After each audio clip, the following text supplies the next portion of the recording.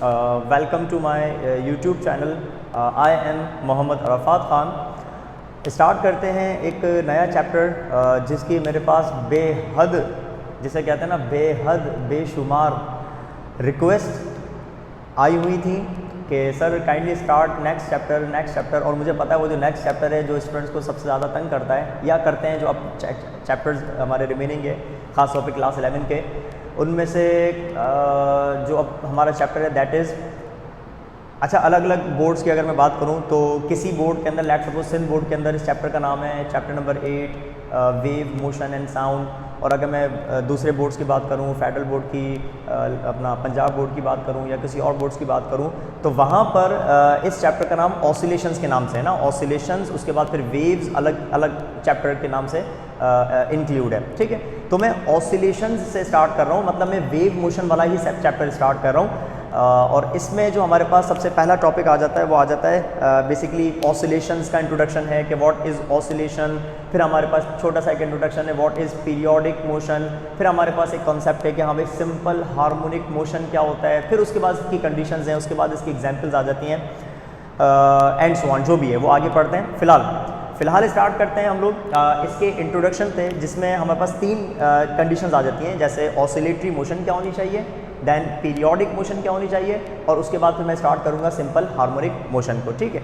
अच्छा भाई, अगर हम ऑसिलेटरी मोशन की बात करें, वाइब्रेटरी मोशन की बात करें, तो याद रखिएगा ऑब्जेक्ट का स्ट्रेट पाथ पे मूव करना। अगर ऑब्जेक्ट स्ट्रेट पाथ पे मूव कर रहा है या कर्व पाथ पे मूव कर रहा है तो ऐसी मोशन को हम कह देते हैं रेक्टिलिनियर मोशन या लीनियर मोशन, ठीक है ना, ट्रांसलेटरी मोशन।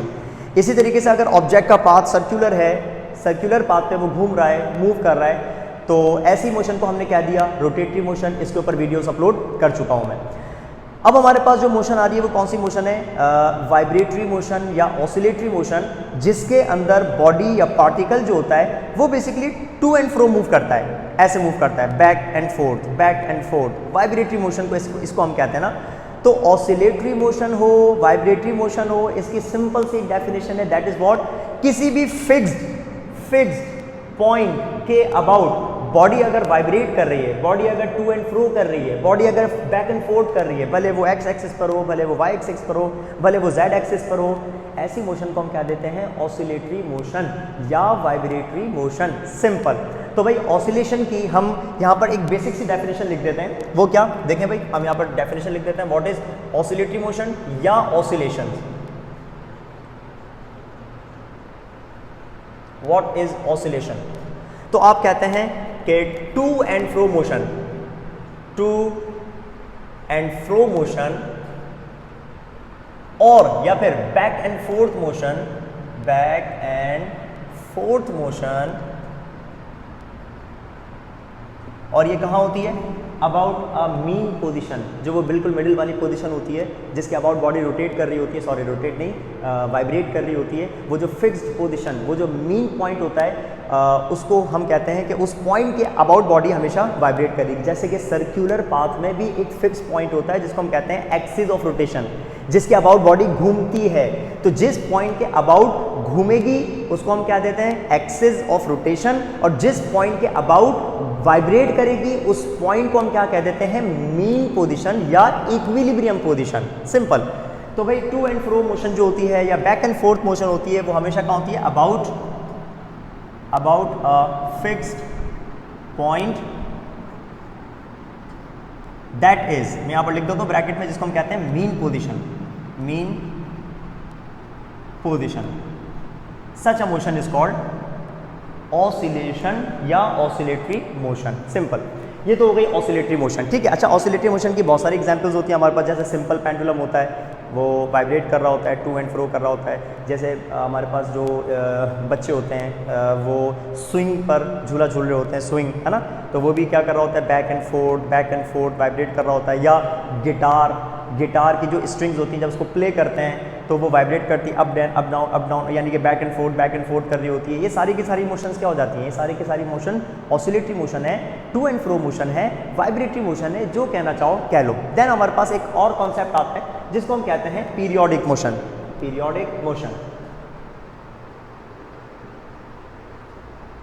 इसमें वर्ड पीरियोडिक आ रहा है ना। अच्छा, पीरियोडिक मोशन के अंदर एक चीज फिक्स हो जाएगी, that is fixed interval of time. अगर कोई मोशन रिपीट हो रही हो after equal interval of time, ऐसी मोशन को हम कहते हैं पीरियोडिक मोशन। लेट्स सपोज हम कहते हैं कि सिंपल पेंडुलम है, सिंपल पेंडुलम है, ये आ गया हमारे पास एक सिंपल पेंडुलम, दिस वन, ये सिंपल पेंडुलम है और ये वाइब्रेट कर रहा होता है, ठीक है ना, ये वाइब्रेट कर रहा होता है लाइक दिस, ऐसे वाइब्रेट कर रहा होता है, ये हो गया मीन पोजीशन।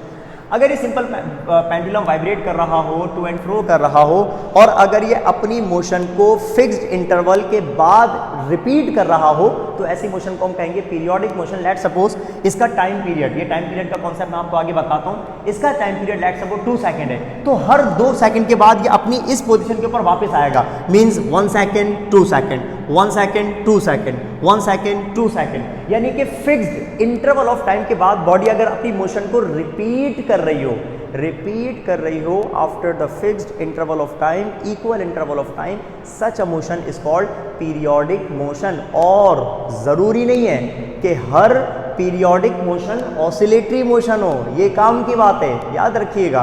पीरियोडिक मोशन के लिए ज़रूरी नहीं है कि वो हमेशा हमारे पास ऑसिलेटरी मोशन हो। जैसे कि कोई एक बॉडी है, सर्कुलर पाथ पे घूम रही है, ठीक है, हमारा अर्थ है ना, अर्थ का एक मखसूस टाइम है, वो एक चक्कर सन के अबाउट एक चक्कर, एक रेवोल्यूशन 365 डेज में कर रही होती है, एक साल के बाद कर रही होती है, तो ये पीरियोडिक मोशन हो गई, ये पीरियोडिक मोशन हो गई। तो मतलब जो अर्थ की मोशन है वो पीरियोडिक तो जरूर है, लेकिन वो ऑसिलेटरी नहीं है, क्योंकि वो सर्कुलर मोशन के अंदर आ गई, सिंपल सी बात है। तो इसका मतलब पीरियोडिक मोशन के लिए जरूरी नहीं है कि वो ऑसिलेटरी हो, ठीक है ना, लेकिन हमारे पास ऑसिलेटरी मोशन पीरियोडिक जरूर होती है, ये बात ध्यान में रखिएगा।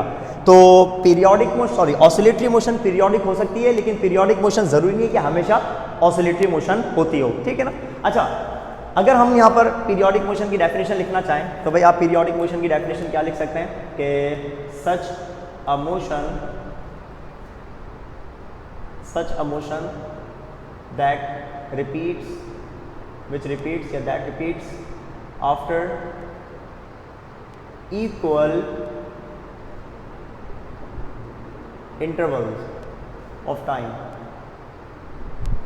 आप ऐसी मोशन को क्या कह देते हैं? Periodic motion. तो भाई टू एंड फ्रो करने वाली motion that is called oscillatory motion, और अपनी मोशन को रिपीट इक्वल फिक्स्ड टाइम के बाद अगर मोशन कर रही है तो ऐसी मोशन को हम कह देते हैं पीरियोडिक मोशन, ठीक है। पीरियोडिक मोशन का ऑसिलेटरी होना जरूरी नहीं हो सकता, लेकिन ऑसिलेटरी मोशन पीरियोडिक हो सकती है, ये बात ध्यान में रखनी है, ठीक है ना। अच्छा, अगर हम फिर बात करें, चलो ये तो ऑसिलेटरी मोशन हो गई या पीरियोडिक मोशन हो गई, फिर हम बात करते हैं सिंपल हार्मोनिक मोशन की। सिंपल हार्मोनिक मोशन, ठीक है, ये हमारा मेन टॉपिक भी है ना, सिंपल हार्मोनिक मोशन। अच्छा, सिंपल हार्मोनिक मोशन की हम बात करें अगर, तो इसमें जो वर्ड आ रहा है हार्मोनिक मोशन का जो वर्ड आ रहा है, ये बेसिकली ऑसिलेटरी से रिलेटेड है, ऑसिलेशन से रिलेटेड है, वाइब्रेटरी से रिलेटेड है। हार्मोनिक में जो है वो साइन फंक्शन कॉस फंक्शन का फर्क आ जाता है, लेकिन उसकी बात हम नहीं कर रहे फिलहाल। हार्मोनिक मोशन ये समझ लीजिएगा कि हमारे पास ऑसिलेटरी मोशन की ही एक टाइप है, एक कैटेगरी है। और सिंपल यहाँ पर जो लगा हुआ है, सिंपल का मतलब होता है सिंपलेस्ट फॉर्म होती है, मतलब ऑसिलेटरी मोशंस की यानी कि वाइब्रेटरी मोशन की हमारे पास जो सबसे सिंपल फॉर्म है, सिंपलेस्ट फॉर्म है, वो कौन सी मोशन है? Simple harmonic motion. और अक्सर यहाँ पर सिंपल को बताया जाता है स्ट्रेट वाली मोशन, स्ट्रेट वाली। जैसे कि हमारे पास एक सिंपल पेंडुलम है, सिंपल पेंडुलम मैंने यहाँ पर ड्रॉ किया था, ठीक है। आप सिंपल पेंडुलम को अगर ज्यादा एंगल पर वाइब्रेट ना करवाएं, एक छोटे पर्टिकुलर एंगल के ऊपर वाइब्रेट करवाएं, तो उसकी ऑलमोस्ट ही जो वाइब्रेशन हो जाती है क्या हो जाती है? स्ट्रेट। तो उस सिंपल पेंडुलम की मोशन को हम किस कैटेगरी में ले आते हैं? Simple harmonic motion. इसी तरीके से हमारे पास कोई भी बॉडी हो, उसको आपने स्प्रिंग के साथ कनेक्ट कर दिया हो, अब वो अगर हैंग कर रही है तो भी वो स्ट्रेट पाथ पर वाइब्रेट करेगी, अगर आपने उसको सरफेस पर रखा हुआ है तो भी वो स्ट्रेट पाथ के ऊपर वाइब्रेट करेगी। तो ये भी किस कैटेगरी में आ जाएगा? Simple harmonic motion. यानी कि ऑसिलेशन यानी कि वाइब्रेटरी मोशन की सिंपलेस्ट फॉर्म के अंदर जो मोशन आ जाती है उसको हम कह देते हैं सिंपल हार्मोनिक मोशन, ठीक है। तो अब हम काम ही करते हैं, सिंपल हार्मोनिक मोशन के कुछ पॉइंट्स लिखते हैं जो कि होना लाजमी है, जो कि सिंपल हार्मोनिक मोशन की कैरेक्टरिस्टिक्स भी कही जाती हैं। तो मैं काम ही करता हूं, इस सिंपल हार्मोनिक मोशन के आपको कुछ पॉइंट्स बताता हूं। पॉइंट्स क्या? Following are the characteristics, following are the characteristics of SHM, ये आपको पता है ना, शॉर्ट फॉर्म में सिंपल हार्मोनिक मोशन की जो एब्रीविएशन है that is simple harmonic motion SHM। Number 1, सबसे पहली शर्त, सिंपल हार्मोनिक मोशन की सबसे पहली शर्त, सबसे पहली कंडीशन क्या, मोशन का वाइब्रेटरी होना लाजमी है। ठीक है, motion should be vibratory, motion should be vibratory, समझे? इसी वजह से तो हमने कहा, इसी वजह से तो मैंने आपको बताया कि ऑसिलेटरी मोशन की सबसे जो सिंपलेस्ट फॉर्म है वो कौन सी मोशन है, सिंपल हार्मोनिक मोशन। तो सिंपल हार्मोनिक मोशन का ऑसिलेटरी होना जरूरी है, ऑसिलेटरी मोशन होना जरूरी है। सेकंड कैरेक्टरिस्टिक यानी कि सेकंड शर्त कह लो, शर्त, some restoring force must act on the system या ऑन द वाइब्रेटिंग बॉडी, जो कहना चाहो, ऑन द वाइब्रेटिंग बॉडी। जो body simple harmonic motion execute करती है, याद रखिएगा उस पर रीस्टोरिंग फोर्स लाजमी एक्ट करती है। रीस्टोरिंग फोर्स के बगैर कोई भी बॉडी अपनी मीन पोजीशन तक वापस आ ही नहीं सकता।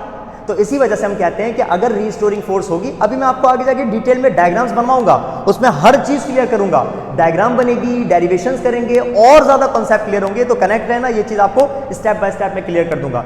तो सबसे पहली बात क्या, वाइब्रेटरी मोशन का होना जरूरी है इस मोशन के लिए, और वाइब्रेटरी मोशन तो होगी ही जब कौन सी फोर्स होगी भाई, रीस्टोरिंग फोर्स। देखो नाम से ही जाहिर है, ऐसी फोर्स जो बॉडी को रीस्टोर करवा दे। कहां रीस्टोर करवा दे, यहां पर रीस्टोर करवा दे, मीन पोजीशन की तरफ बॉडी को रीस्टोर करवाने वाली फोर्स को हम कहते हैं रीस्टोरिंग फोर्स। ठीक है, नंबर 3 कंडीशन, नंबर 3 कंडीशन, और याद रखिएगा ये जो थर्ड पॉइंट है ना, यूजुअली इस थर्ड पॉइंट को कहा जाता है कि थर्ड पॉइंट डेफिनेशन होती है सिंपल हार्मोनिक मोशन की, समझ रहे हैं? वो क्या है, एक्सेलरेशन,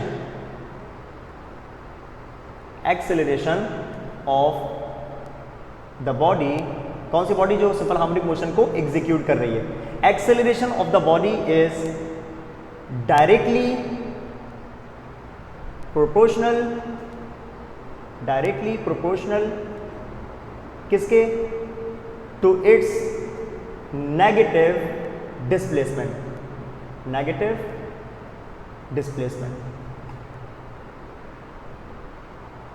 सबसे ज्यादा इंपॉर्टेंट पॉइंट याद रखिएगा, अगर आपने किसी भी मोशन को प्रूव करना हो, शो करना हो कि वो सिंपल हार्मोनिक मोशन है या नहीं है, तो आपने उसका ये वाला पॉइंट प्रूव करना होगा कि अगर बॉडी की एक्सेलरेशन उसके अपने डिस्प्लेसमेंट के डायरेक्टली प्रोपोर्शनल हो जाए तो हम ऐसी मोशन को कहते हैं सिंपल हार्मोनिक मोशन। अभी सिर्फ थ्योरेटिकल है, आगे हर चीज मैं आपको डायग्राम में क्लियर करूंगा। ठीक है, तो इसका मतलब इस पॉइंट को आप कैसे लिखेंगे कि acceleration is proportional to negative displacement. और यहां पर जो वर्ड नेगेटिव डिस्प्लेसमेंट आ रहा है, नेगेटिव जो आ रहा है, नेगेटिव का मतलब ये होता है कि जो बॉडी के पास एक्सेलरेशन होती है ना, वो हमेशा हमेशा टुवर्ड्स द मीन पोजीशन होती है। मतलब अगर बॉडी जो है वो पॉजिटिव एक्स की तरफ जाए तो भी acceleration towards the mean position. ठीक है, अगर बॉडी इस तरफ जाए तो भी acceleration towards the mean position. तो क्योंकि बॉडी बाउंड है, बाउंड है कहां की तरफ, हमेशा मीन पोजीशन की तरफ आएगी। तो इसी वजह से उस बॉडी की जो एक्सेलरेशन होती है वो हमेशा हमेशा क्या होती है, नेगेटिव होती है। सो नेगेटिव एक्सेलरेशन फॉर, या in which condition, in simple harmonic condition. एक और point number 4, total energy of the system always remains conserved. हाँ भाई, तो इसका मतलब यह है कि जब बॉडी वाइब्रेट करेगी तो वहां पर फ्रिक्शन का कोई खेल नहीं है, फ्रिक्शन का कोई इन्वॉल्वमेंट नहीं होगी। तो अगर आप फ्रिक्शन को निकाल दें तो इसका मतलब जो वो बॉडी वाइब्रेट कर रही है वो हमेशा हमेशा सेम एम्पलीट्यूड के साथ वाइब्रेट करती जाएगी, करती जाएगी, करती जाएगी। तो अगर वो वाइब्रेट करती जाएगी तो उसकी जो टोटल एनर्जी होगी वो हर पॉइंट के ऊपर कंजर्व रहेगी। ठीक है ना। अब यहाँ पर टोटल एनर्जी के वाला जो पॉइंट है इसको भी हम प्रूव करेंगे, मैं आपको प्रूव करवाऊंगा कि कैसे टोटल एनर्जी हर पॉइंट पर कंजर्व होती है। पूरी डेरिवेशन से हर एक बात को हम क्लियर करेंगे। तो याद रखिएगा ये जो आपका पोर्शन है ना ऑसिलेशंस वाला, सिंपल हार्मोनिक मोशन वाला, मैं आपको ये स्टेप बाय स्टेप करवा रहा हूँ। कनेक्ट रहिएगा, जिस तरीके से मैं आपको स्टेप बाय स्टेप मतलब सीक्वेंस वाइज चला रहा हूँ, इस सीक्वेंस को फॉलो कर लेना, आपके हर चीज क्लियर हो जाएगी। इस सीक्वेंस को फॉलो कर लेना। तो ये आज की वीडियो का पहला पार्ट, मतलब ये ऑसिलेशंस का पहला पार्ट है। तो इस वाले पार्ट के बाद फिर नेक्स्ट पार्ट देखना, फिर थर्ड पार्ट देखना। तो याद रखिएगा अगर आप इसको सीक्वेंस में लेके चलेंगे तो आपको हर चीज क्लियर हो जाएगी खुद ब खुद। तो भाई ये 4 कैरेक्टरिस्टिक्स हैं, ये 4 पॉइंट्स हैं जो कि हमेशा हमेशा पाई जाती हैं कौन सी मोशन में, सिंपल हार्मोनिक मोशन के अंदर। And the simple harmonic motion, again I am repeating my words, is the simplest form, is the simplest motion of oscillation या ऑसिलेटरी मोशन। हर पीरियोडिक मोशन ऑसिलेशन नहीं होती, लेकिन ऑसिलेटरी मोशन पीरियोडिक होती है, ठीक है ना। हो सकती है और नहीं भी हो सकती, सिंपल सी बात है, ठीक है। तो अब एक काम ही करते हैं, मैं आपको सिंपल हार्मोनिक मोशन की जो है वो एग्जांपल्स बताता हूं और इन एग्जांपल्स को फिर हम स्टार्ट करते हैं। जैसे हमारे पास भाई सिंपल हार्मोनिक मोशन की एग्जांपल्स में क्या आता है, सबसे इंपॉर्टेंट चीज, कोई भी बॉडी सर्कुलर पाथ पे मूव कर रही है और उसका शैडो, उसकी प्रोजेक्शन वो टू एंड फ्रो कर रहा होता है। कैसे, अभी दिखाता हूं मैं आपको, ये तो हमारा आज का टॉपिक भी है ना। बॉडी की सर्कुलर मोशन और उसके प्रोजेक्शन की simple harmonic motion, back and fourth motion, this is one of the examples of simple harmonic motion. फिर हमारे पास दूसरी एग्जांपल्स क्या आती है, simple pendulum motion of simple pendulum is an example of simple harmonic motion. और क्या example आती है, motion under elastic restoring force. आपने किसी भी बॉडी को स्प्रिंग से कनेक्ट किया, देन वो वाइब्रेट करेगी, देन वो टू एंड फ्रो करेगी, ये भी मोशन किस एग्जांपल में आ जाती है, सिंपल हार्मोनिक मोशन में आ जाती है। तो हमारे पास इसके एग्जांपल्स हैं और ये जो तीनों एग्जांपल्स मैंने आपको बताई ये हमारे टॉपिक्स भी हैं, इनको एक एक करके डिस्कस करेंगे। इन 3 एग्जांपल्स में से आज का जो पहला टॉपिक है मेरा, जो हम पढ़ने जा रहे हैं, वो कौन सा वाला है, that is uniform circular motion and simple harmonic motion. हम ये चेक करते हैं, अक्सर स्टूडेंट यहाँ फंस जाते हैं कि sir uniform circular motion, simple harmonic motion के अंदर ये जो एक्सेलरेशन का फॉर्मूला, वेलोसिटी का फॉर्मूला, डिस्प्लेसमेंट का फॉर्मूला, ये बड़ा तंग करते हैं, समझ नहीं आते। तो मैं आपको आसान से आसान तरीके से समझाऊंगा, जैसे मेरा मकसद होता है हमेशा आपको आसान करके क्लियर करना। तो चेक करते हैं, कोई मुश्किल बात नहीं होगी, ठीक है। स्टार्ट करते हैं पहली एग्जाम्पल से, वो कौन सी है, uniform circular motion and simple harmonic motion. ये आ गई हमारे पास आज की सबसे पहली कंडीशन सिंपल हार्मोनिक मोशन की या एग्जाम्पल सिंपल हार्मोनिक मोशन की, एंड दैट इज हमें कनेक्शन बताना है, हमें कनेक्शन बताना है किसका, 2 अलग अलग मोशंस का एक साथ। वो क्या, एक तो सर्कुलर मोशन और उसके साथ इन्वॉल्व होगी सिंपल हार्मोनिक मोशन। तो इसको हम कंप्लीटली कैसे रीड करते हैं, connection between uniform circular motion and simple harmonic motion. अब थोड़ा सा दिमाग स्टूडेंट्स का घूम जाता है, चकरा जाते हैं, बोलते हैं sir how is it possible यार कि यूनिफॉर्म सर्कुलर मोशन एक अलग चीज़ है और सिंपल हार्मोनिक मोशन अलग चीज़ है, तो आप इसको कनेक्ट कैसे कर सकते हैं, ये आपस में रिलेटेड कैसे हैं। तो चेक कर लेते हैं हम किस तरीके से रिलेटेड हो सकते हैं। तो भाई काम ही करते हैं, क्योंकि सर्कुलर मोशन का जिक्र हो रहा है तो मैं यहाँ पर एक सर्कुलर पाथ बना देता हूँ। ये आ गया हमारे पास एक सर्कुलर पाथ, ठीक है। और मैं काम ही करता हूँ क्योंकि हमारे पास यहाँ पर सिंपल हार्मोनिक मोशन का भी जिक्र हो रहा है, तो मैं सिंपल हार्मोनिक मोशन, जाहिर सी बात है मैंने आपको क्या कहा था, सिंपलेस्ट फॉर्म। सिंपल का मैंने क्या बताया था, स्ट्रेट लाइन। तो हमारे पास जो सिंपल हार्मोनिक मोशन होती है वो स्ट्रेट पाथ पर होती है, ऑलमोस्ट स्ट्रेट पाथ होना चाहिए, ठीक है ना। तो मैं यहाँ पर एक स्ट्रेट पाथ यानी कि एक सरफेस बना देता हूँ, ये रहा, आ गया, ठीक है। अब हम काम ही करते हैं, जाहिर सी बात है सर्कुलर पाथ है, पाथ अकेला थोड़ी होता है, हमें पाथ का करना क्या है, उस पाथ पर हमें कोई पार्टिकल चाहिए, कोई बॉडी चाहिए जो कि मूव करे। हमें बॉडी की मोशंस को पढ़ना होता है, ना कि पाथ को बैठ के पाथ को ही देखते रहे, हाँ भाई सर्कुलर मोशन बड़ा प्यारा खूबसूरत पाथ है, ऐसा तो नहीं होगा ना। तो हमें इस सर्कुलर पाथ पर एक बॉडी की जरूरत है, एक पार्टिकल की जरूरत है जो कि सर्कुलर मोशन को एग्जीक्यूट करेगी। तो जनाब बना देते हैं एक पार्टिकल को, ये रहा हमारे पास एक बॉडी या पार्टिकल P जो कि इस सर्कुलर पाथ पर घूम रही है। एक काम ये करते हैं, ये जो मैंने सरफेस बनाया ना, इमेजिन कर लेना कि ये कोई भी एक सरफेस है हॉरिजॉन्टल, यानी कि इसको कह लेना ये कोई जमीन है, सरफेस है, जमीन है, ठीक है ना। ओके, अब मैं क्या करता हूं, ऊपर से यहां पर एक टॉर्च लगा देता हूं, एक बल्ब शाइन करवा देता हूं। ये लाइट है ऊपर लगी हुई है। उम्मीद करता हूं कि ये मतलब जो इस पर आ जाए, स्क्रीन पर आ जाए, लेट सपोज ये रही हमारे पास एक लाइट शाइन कर रही है, जैसे मार्कर है, ये रहा मार्कर, ये मार्कर अगर मूव करेगा, मैं ऊपर से टॉर्च लाइट खोल के रखा हूँ उसके ऊपर ऐसे करके, और जैसे जैसे मूव करेगा इसका प्रोजेक्शन, इसका साया बनेगा ज़मीन पर सरफेस पर बनेगा। ये पार्टिकल ऊपर लाइट और इसका प्रोजेक्शन ज़मीन पर सरफेस पर, ये रही लाइट, ये पार्टिकल, इसका प्रोजेक्शन कहाँ बनेगा, इस ज़मीन पर, इस सरफेस के ऊपर। क्लियर है?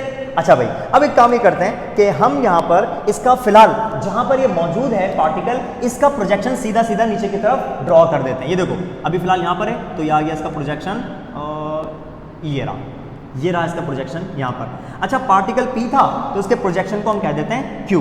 तो दो बातें आ गई, पार्टिकल P और उसका प्रोजेक्शन नीचे सरफेस पर, जमीन पर, जिसको हमने कह दिया Q। यहाँ तक बात क्लियर है? अच्छा, इमेजिन करते हैं कि पार्टिकल जो है वो एंटी क्लॉकवाइज रोटेट कर रहा है, एंटी क्लॉकवाइज रोटेट कर रहा है। तो भाई अगर ये एंटी क्लॉकवाइज रोटेट करेगा, अब आप नोट करेगा मेरे हैंड्स की पोजीशन को कि किस तरीके से इसका पार्टिकल मूव करेगा। अगर ये पार्टिकल यहाँ पर है तो इसकी पोजीशन शैडो की यहाँ पर होगी। अगर ये पार्टिकल यहाँ पर आ जाएगा तो इसकी जो शैडो की पोजीशन होगी वो यहाँ पर आ जाएगी, ये रहा Q। अगर ये यहाँ पर आ जाएगा पार्टिकल P, ठीक है, ये ऐसे मूव करता हुआ जा रहा है, ये ऐसे मूव करता हुआ जा रहा है, इसका प्रोजेक्शन यहाँ पर आ जाएगा, यानी कि ये रहा Q। ये जब यहाँ पर आ जाएगा पार्टिकल P, ये रहा पार्टिकल P, तो उसका प्रोजेक्शन यहाँ पर आ जाएगा Q।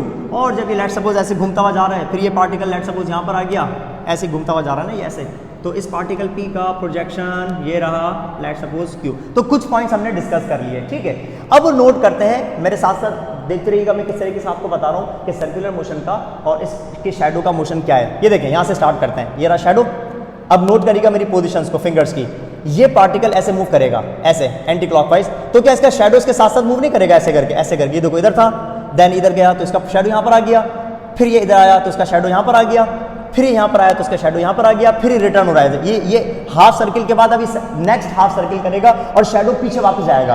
देन अब आप चेक करें, फिर ये यहाँ पर आएगा, फिर ये ऐसे मूव करके यहाँ पर आ जाएगा, फिर ऐसे मूव करके यहाँ पर आ जाएगा। पार्टिकल इस फिंगर पर है और शैडो इस फिंगर पर है, फिर ऐसे आएगा, फिर ऐसे जाएगा, ऐसे करके।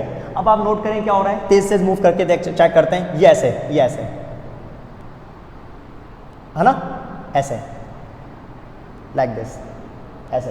तो अब आप नोट करें यहाँ पर हो क्या रहा है, यहाँ पर जो पार्टिकल है, ये पार्टिकल ऐसे ऐसे घूम रहा है, सर्कुलर पाथ पे घूम रहा है, जबकि इसका जो शैडो है वो सर्कुलर पाथ पे थोड़ी घूम रहा है। अगर शैडो की बात करें, पता है कैसे कर रहा है, कि यहाँ से स्टार्ट हुआ, लेट्स सपोज ये गया back and fourth, back and fourth, back and fourth, ठीक है। जब ये सेमी सर्किल ऐसे जाएगा, जब ये हाफ सर्किल यूँ करेगा तो ये शैडो यूँ आ जाएगा।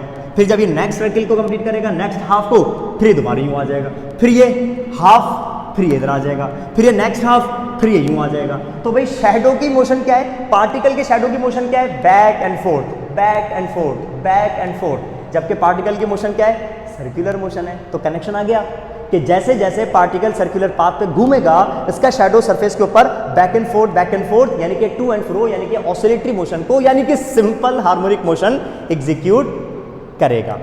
अब एक बात बताओ, इस शैडो की मोशन की जो लिमिट्स हैं, लिमिट्स क्या हैं, मतलब वो लिमिट्स जहां तक वो मूव कर पा रहा है। तो मैं कहूंगा भाई ज्यादा से ज्यादा यहां पर आ रहा है, इसके आगे नहीं जा सकता, और यहां पर ये इधर आ रहा है, इसके आगे नहीं जा सकता। तो मैं कहूंगा ये इस शैडो की मोशन की, वाइब्रेटरी मोशन की लिमिट्स आ गई। और आप चेक करो, क्या ये लिमिट्स इस सर्किल के डायमीटर के बराबर है ना। इस शैडो की मोशन, सिंपल हार्मोनिक मोशन की जो लिमिट है, इससे आगे नहीं जा सकता, इससे पीछे नहीं जा सकता। तो ये जो लिमिट्स हैं, ये एग्जैक्टली उतनी ही होगी जितना सर्किल का डायमीटर। इसका मतलब ये जो सर्किल का डायमीटर होगा, आप शैडो की मोशन को अलग से ना बनाओ, आप इस शैडो की मोशन को इस डायमीटर पे बना सकते हैं। जैसे कि अगर पार्टिकल यहां पर है तो इसका शैडो ये रहा, ये क्यों आ गया। जैसे पार्टिकल यहां पर आ जाएगा तो ये रहा इसका शैडो, ये क्यों आ जाएगा। पार्टिकल यहां पहुंचा, ये रहा इसका शैडो, ये क्यों आ जाएगा। तो अब हम क्या करने जा रहे हैं, अलग से कोई सरफेस नहीं बनाएंगे। सरफेस वाली बात मैंने आपको समझा दी।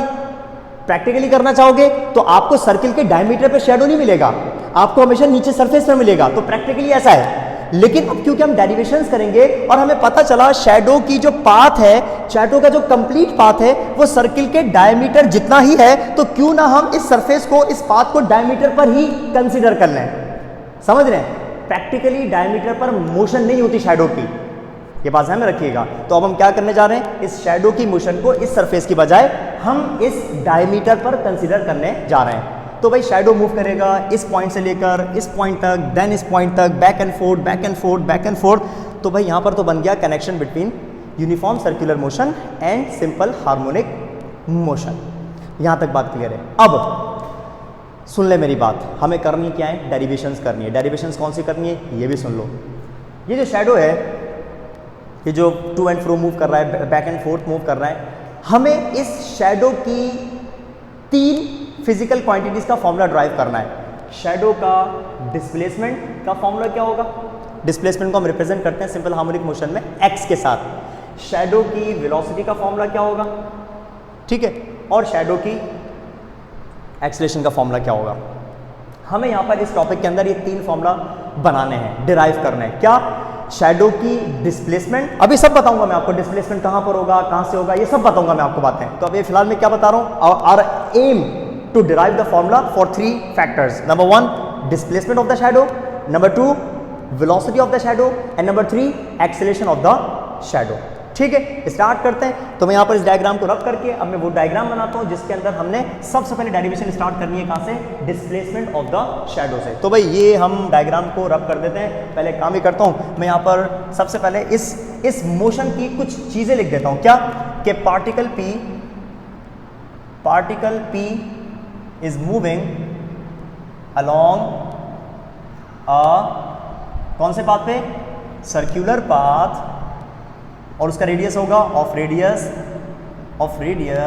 r, ठीक है, वाइल इट्स शैडो या प्रोजेक्शन, ये जो प्रोजेक्शन Q बन रहा है, while it's shadow Q is executing vibratory motion, ये वाइब्रेटरी मोशन कर रहा है, एग्जीक्यूटिंग वाइब्रेटरी मोशन। ठीक है, ये बात आ गई। अब जनाब हम क्या करने जा रहे हैं, इस डायग्राम को यहाँ से रब कर देता हूँ मैं, और इस डायग्राम को रब करने के बाद मैंने आपको बता दिया कि हमें 3 चीज़ें ड्राइव करनी है, 3 फॉर्मूला ड्राइव करने हैं। तो स्टार्ट करते हैं सबसे पहले फॉर्मूले से आज के, और वो फॉर्मूला क्या हो जाएगा, डिस्प्लेसमेंट ऑफ शैडो। सबसे पहले हम डिस्प्लेसमेंट का फॉर्मूला ड्राइव करने जा रहे हैं, डिस्प्लेसमेंट का, ठीक है। और किसकी डिस्प्लेसमेंट, पार्टिकल की नहीं, किसकी डिस्प्लेसमेंट, शैडो की डिस्प्लेसमेंट। समझ आए बात, क्योंकि हम शैडो को डिस्कस कर रहे हैं। We are discussing the simple harmonic motion, uniform circular motion, we have studied this already, हम इसको पढ़ चुके हैं ऑलरेडी, समझ रहे हैं। तो डिस्प्लेसमेंट यानी कि हम फाइंड करने जा रहे हैं, कैलकुलेट करने जा रहे हैं फॉर्मूला किसका, x का। दिस इज x, ये x है। चलें जनाब, सबसे पहले काम ये करते हैं, हमें डायग्राम की जरूरत पड़ेगी, तो मैं यहाँ पर एक डायग्राम बना देता हूँ। ये आ गया हमारे पास एक डायग्राम की कंडीशंस बना देते हैं। ये आ गया हमारे पास डायग्राम का डायमीटर बनाना जरूरी होगा। डायमीटर इसलिए बनाना जरूरी होगा क्योंकि शैडो वैसे प्रैक्टिकली तो सरफेस पर वाइब्रेट करता है, लेकिन हमने उस सरफेस की जगह डायमीटर कंसीडर कर लिया कि शैडो डायमीटर पर वाइब्रेट कर रहा है, तो डायमीटर बनाना लाजमी होगा। तो डायमीटर बना देते हैं। डायमीटर का ये आ गया, डायमीटर क्या, बल्कि डायमीटर का भी और सेंटर का भी, अपना सर्किल का भी सेंटर। ये डायमीटर A to B है, A to B is the diameter, OB is the radius. एक पार्टिकल इमेजिन करते हैं, ये रहा पार्टिकल P जो कि एंटी क्लॉकवाइज या सर्कुलर पाथ पे, यानी कैसे घूम रहा है, रोटेट कर रहा है, और जब जिस पॉइंट पर ये मौजूद है वहां पर इसकी आप पोजीशन को मेंशन करते हैं। इस पोजीशन को हम R कह देते हैं, R radius of the circle. और जब आप इसका ऊपर से शैडो बनाएंगे तो पता चलेगा कि इस पार्टिकल का शैडो बनेगा डायमीटर पर, ये रहा, जिसको हमने Q कहा हुआ था। और याद रखिएगा, वाइब्रेटरी पार्टिकल का जो बॉडी वाइब्रेट कर रही होती है उसका डिस्प्लेसमेंट हम हमेशा मेजर करते हैं मीन पोजीशन से, बीच वाली पोजीशन से, इक्विलिब्रियम पोजीशन से। जाहिर सी बात है, आप जब भी बॉडीज का डिस्प्लेसमेंट बताते हैं तो कोई ना कोई रेफरेंस पॉइंट तो होता है ना। तो वाइब्रेटरी मोशन में, ऑसिलेटरी मोशन में जो रेफरेंस पॉइंट होता है वो हमेशा क्या होता है, मीन पोजीशन। हमेशा डिस्प्लेसमेंट को लिया जाएगा, नापा जाएगा, मेजर किया जाएगा, कहां से, फ्रॉम द मीन पोजीशन, कि कोई भी बॉडी अपनी मीन पोजीशन से कितना दूर है, that will be the displacement. तो भाई ये रही मीन पोजीशन, ये रही मीन पोजीशन, और यहां से लेकर यहां तक इस शैडो का जो डिस्प्लेसमेंट है इसको हम रिप्रेजेंट करेंगे x के साथ। ये वाला डिस्प्लेसमेंट, ये यहां से लेकर यहां तक, ये क्या है, दिस इज x। हमें इसी का फॉर्मूला बनाना है, हमें इसी का फॉर्मूला बनाना है, डिस्प्लेसमेंट ऑफ शैडो यानी कि q का हमें फॉर्मूला बनाना है। ये आ गया बीच में, ठीक है। यानी कि पार्टिकल का एंगुलर डिस्प्लेसमेंट। याद है ना, इसको हम एंगुलर डिस्प्लेसमेंट कहते हैं। तो जनाब हमारे पास यहाँ पर इस डायग्राम में एक राइट एंगल ट्राइंगल नज़र आ रहा है हमें। राइट एंगल ट्राइंगल देख लें पहले आप लोग, ये देखें, ये रहा उसका परपेंडिकुलर डॉटेड लाइन से, ये रहा इसका बेस और ये रहा इसका हाइपोटेनियस। परपेंडिकुलर का फिलहाल कोई नाम नहीं है यहाँ पर और होगा भी नहीं, ठीक है। हाँ, यहाँ पर इस बेस का नाम है जो क्या है, डिस्प्लेसमेंट, जिसका हमें फॉर्मूला बनाना है। बेस क्या है, डिस्प्लेसमेंट। और ये रहा हाइपोटेनियस, जिसको हमने क्या कहा, रेडियस। अब मुझे यहाँ पर जब भी राइट एंगल ट्राइंगल का जिक्र आता है तो हमारे सामने तीन फंक्शंस होते हैं, sine theta, cos theta, tangent theta. तो मुझे इन तीन में से कौन कौन से, ये तीन, sine theta, perpendicular upon hypotenuse, then we have cos theta, base upon hypotenuse, then we have tangent theta, perpendicular upon base. ठीक है, ये तीन फंक्शंस आ गए। अब मुझे इन तीन में से यहाँ पर डिस्प्लेसमेंट के फॉर्मूले के लिए यानी कि ड्राइव करने के लिए वो फंक्शन सिलेक्ट करना है जिसमें बेस का और हाइपोटेनियस का जिक्र आता हो। अपनी मर्जी से नहीं करूंगा, कंडीशन के मुताबिक करूंगा। परपेंडिकुलर का नाम नहीं है, इसको छोड़ दो। किस किस का नाम है, बेस का नाम है x और हाइपोटेनियस का नाम है r। तो मुझे क्या चाहिए, एक ऐसा फंक्शन चाहिए जिसमें बेस का और हाइपोटेनियस का जिक्र हो। तो भाई आपका जवाब होगा sir cos theta. Yes, you are right, we are going to start this derivation, the derivation for displacement by using this formula, cos theta is equal to base upon hypotenuse. ठीक है, तो यहाँ से इस चीज़ को हम रब कर देते हैं और अपनी डेरिवेशन का आगाज करते हैं। तो भाई हमारी डेरिवेशन का सबसे पहला स्टेप क्या होने जा रहा है, सबसे पहला स्टेप हमारे डेरिवेशन का होने जा रहा है कि हम यूज़ करने जा रहे हैं formula cos theta is equal to base over hypotenuse. ठीक है, वैल्यूज पुट करते हैं। भाई हमें पता है कि यहाँ पर हमारे पास जो बेस है वो है x और हमें पता है कि यहाँ पर हमारे पास जो हाइपोटेनियस है दैट इज r। पुट कर दें, चलें भाई, cos थीटा इक्वल्स बेस की जगह x, हाइपोटेनियस की जगह r।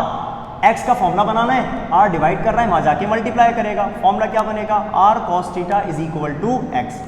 ये बन गया फॉर्मूला, सीधा करके लिख देते हैं। जिसका फॉर्मूला है वो लेफ्ट पर, x is equal to r cos theta. ये बन गया डिस्प्लेसमेंट का फॉर्मूला, सिंपल। ठीक है, अब इसकी थोड़ी सी कंडीशन डिस्कस करते हैं। कंडीशन क्या, कि जो हमारे पास डिस्प्लेसमेंट होता है ना, वो मैक्सिमम भी होता है, वो मिनिमम भी होता है। अब मैक्सिमम कब होगा और मिनिमम कब क्या होगा, इस कंडीशन को डिस्कस करते हैं कि डिस्प्लेसमेंट कब मैक्सिमम हो सकता है, डिस्प्लेसमेंट कब मिनिमम हो सकता है। ठीक है, अब याद रखिएगा, शैडो मीन पोजीशन से जितना ज़्यादा दूर जाएगा उसका डिस्प्लेसमेंट बढ़ता जाएगा, बढ़ता जाएगा, बढ़ता जाएगा। और मुझे बताएं ये जो शैडो है ये सबसे ज़्यादा दूर कहाँ हो सकता है, भाई इसकी लिमिट क्या है, ये इस पॉइंट बी तक हो सकता है, इसके आगे नहीं जा सकता। इसका मतलब शैडो का जो सबसे ज़्यादा वाला डिस्प्लेसमेंट होगा वो बी तक होगा और इसी बी को हम क्या कह देंगे, आर। इसी बी को हम क्या कह देंगे, आर। यानी कि जब इस कंडीशन में x बराबर हो जाए r के, यानी कि डिस्प्लेसमेंट एग्जैक्टली रेडियस जितना हो जाए, तो हम कहेंगे कि शैडो का डिस्प्लेसमेंट हो गया मैक्सिमम। ठीक है, ये बात तो क्लियर हो गई। अच्छा, एक चीज और, ये कब मिनिमम होगा, जब आप इसका डिस्प्लेसमेंट कम करते जाएं। शैडो मीन पोजीशन की तरफ आ रहा है, डिस्प्लेसमेंट कम होता जा रहा है, कम होता जा रहा है, कम होता जा रहा है, कम होता जा रहा है, और फाइनली जब ये मीन पोजीशन पर आ जाएगा, जब ये फाइनली मीन पोजीशन पर आ जाएगा तो हम कह देंगे कि डिस्प्लेसमेंट का जो शैडो है उसका डिस्प्लेसमेंट खत्म हो जाएगा, यानी कि जीरो हो जाएगा। दो कंडीशन आ रही हैं, x is equal to r and x is equal to zero. हाँ भाई, अगर r के बराबर आ रहा है इसका मतलब मैक्सिमम है, और अगर जीरो के बराबर आ रहा है इसका मतलब जीरो है, यानी कि मिनिमम है।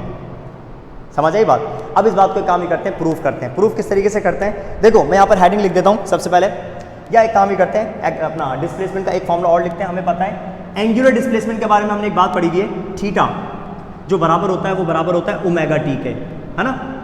या और सीधा करके बताता हूँ मैं आपको, एंगुलर वेलोसिटी का फॉर्मूला क्या होता है, rate of change of angular displacement. मैंने अपलोड किया हुआ ये टॉपिक भी, चैप्टर भी। Angular displacement with respect to time is equal to angular velocity. यहां से इस फॉर्मूले को अरेंज करो तो थीटा का फॉर्मूला क्या बनेगा, ओमेगा इंटू टी। तो अब एक काम ही करें, इस थीटा की जगह पे आप इसका फॉर्मूला पुट कर दें। क्या बनेगा भाई, x is equal to r cos omega t, r cos omega t. ये एक और फॉर्मूला बन गया डिस्प्लेसमेंट ऑफ शैडो का, सिंपल। अब चलते हैं इसकी मैक्सिमम और मिनिमम कंडीशंस की तरफ। तो भाई इसकी मैक्सिमम और मिनिमम कंडीशंस क्या बनेगी, सबसे पहले मैं यहां पर लिख देता हूं मैक्सिमम की मैक्सिमम डिस्प्लेसमेंट, ठीक है।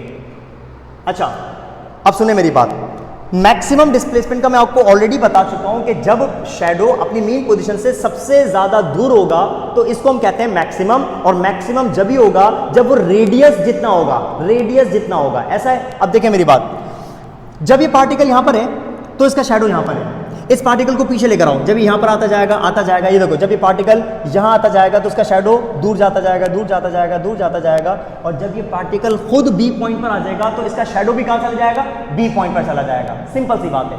तो इसका मतलब ये हो जाएगा, अब आप नोट करें, ये पार्टिकल यहां पर है तो ये कुछ ना कुछ एंगल बना रहा है ना, तो ये देखो आप शैडो पार्टिकल को मूव करवाएं, एंगल कम होता जा रहा है, और जब ये पार्टिकल एग्जैक्टली बी पर आ जाएगा तो इसका मतलब इसका एंगल क्या हो जाएगा, खत्म हो गया, मतलब 0 डिग्री। तो जब पार्टिकल 0 डिग्री पर होगा, जब ये पार्टिकल 0 डिग्री एंगल बनाएगा तो इसका शैडो इसके साथ साथ बी पॉइंट पर यानी कि सबसे ज्यादा दूर होगा। समझ आई बात, क्लियर है। इसका मतलब मैं यहां लिख सकता हूं कि if the angle is 0 degree, if theta is equal to 0 degree, then condition क्या बनेगी, x इज इक्वल टू, ये फॉर्मूला यूज करें, r cos थीटा की जगह पे क्या पुट करूं मैं, 0, और हमें पता है कि 0 डिग्री बराबर होता है 1 के, cos 0 डिग्री 1 के बराबर, तो ये बराबर आ गया x is equal to r। देखो प्रूव हो गई बात। जब डिस्प्लेसमेंट रेडियस जितना हो जाए ऐसे डिस्प्लेसमेंट को मैक्सिमम कहा जाता है,